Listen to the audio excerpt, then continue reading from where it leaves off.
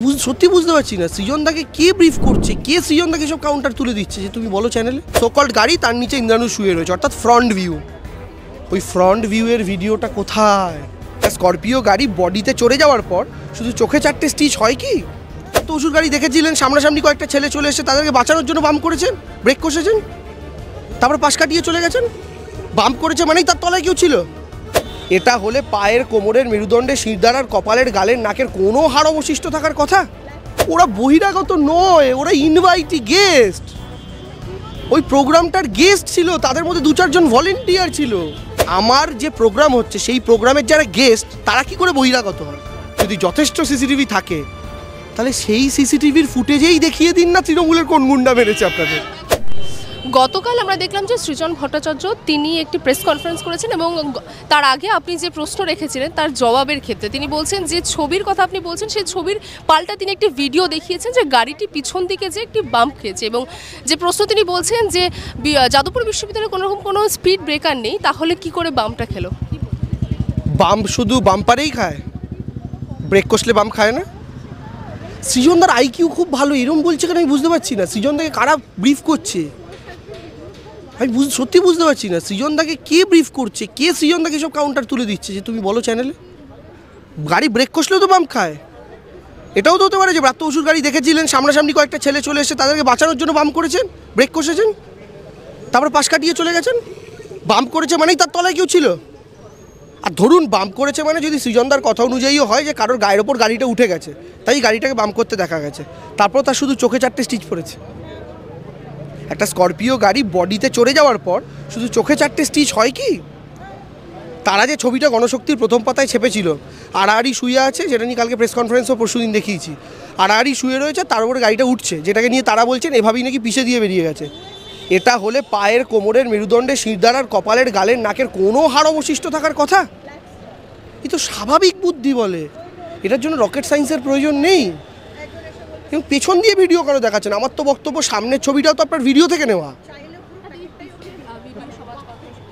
ওটাই দেখিয়েছে। আর যদি পেছনের ছবি ভিডিও কেন দেখাচ্ছেন? পেছনের ভিডিও থেকে বোঝা যাচ্ছে যে আদৌ ইন্দ্রাণু যে গাড়ির তলায় শুয়েছিল কিনা?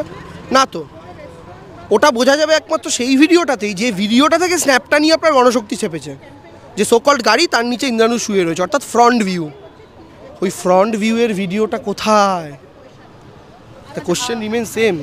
আরেকটি বিষয় যে আপনি বলেছিলেন যে এসএফআইয়ের তরফ থেকে যদি কোনো প্রমাণ দেখাতে পারে যে তৃণমূল বহিরাগতদের নিয়ে এসে, সে পরিপ্রেক্ষিতে গতকাল আমরা দেখলাম যে সৃজন ভট্টাচার্য বেশ কিছু ছবি দেখিয়েছেন। ওরা বহিরাগত নয়, ওরা ইনভাইটি গেস্ট। ওই প্রোগ্রামটার গেস্ট ছিল, তাদের মধ্যে 2-4 জন ভলেন্টিয়ার ছিল। ভুললে চলবেন, ওটা সরকারি প্রোগ্রাম নয়, ওটা তৃণমূল কংগ্রেসের প্রোগ্রাম।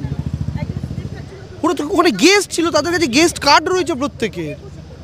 তাছাড়াও আরও যে 2-4 জনের, সম্বুদ্ধ বলে একজনের নাম তুলেছে, সেই সম্বুদ্ধ হচ্ছে এক কলেজে পড়ায়, তো কলেজে যে পড়ায় সে ওয়েব কুপার প্রোগ্রামে আসবে না। অয়ন জানা বলে একজনের ছবি দেখিয়েছে, তো অয়ন জানা আমাদের জয়ী বলে একটা ব্যান্ড আছে, সেই জয়ী ব্যান্ডের করে, গান গায়, তো সেটা গায়ক, একটা স্বাভাবিক। আপনি তার ফেসবুক প্রোফাইলে যাবেন অয়ন জানার, আপনি দেখতে পাবেন তার শুধু ফেসবুক জুড়ে ব্যান্ডের, তার বিভিন্ন জায়গায় ফাংশন করার ছবি। এরা গুন্ডা? হ্যাঁ, মানে আমার যে প্রোগ্রাম হচ্ছে সেই প্রোগ্রামের যারা গেস্ট তারা কি করে বহিরাগত হয় আমি তো বুঝতে পারছি না। আপনি বাংলাহান্ট থেকে একটা প্রোগ্রাম করেছেন, করে সৃজনদাকে ইনভাইট করেছেন, আমাকে ইনভাইট করেছেন, আমি কার্ড নিয়ে গেছি, আমি বহিরাগত? এটা কোন আর্গুমেন্টে আসে? মানে আমি তো তোদের কোনো দিক থেকে যুক্তি বুঝছি না। তা আমার মনে হয় যুক্তি দেখানোর দরকার, এবং ফাইনালি ফুটেজটা প্রকাশ করার দরকার, এবং সত্যি সত্যি যদি ভেতরে এনাফ সিসিটিভি থেকে থাকে। সৃজনদার কথা অনুযায়ী সৃজনদা ওখানে বলেছেন, কালকের প্রেস কনফারেন্সে আপনারা মন দিয়ে শুনলেন, পারলে আমার এই বক্তব্যের মাঝে ওই অংশটা একটু কাট করে এডিট করে দিয়ে দেবেন, অনুরোধ রইল। সৃজনদা বলেছেন দেবাংশুরা যে সিসিটিভির দাবি তুলছে, এই দাবির কোনো মানে নেই, কারণ যাদবপুরে যথেষ্ট সিসিটিভি আছে।